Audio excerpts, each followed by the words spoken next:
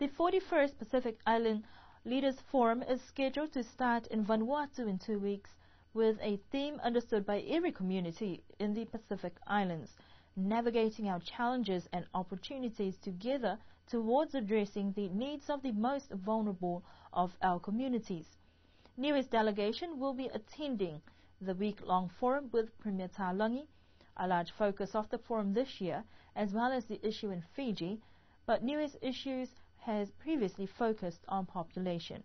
The interesting part this year for Premier Talangi is which area of the development package he wished to address and assist island neighbours with.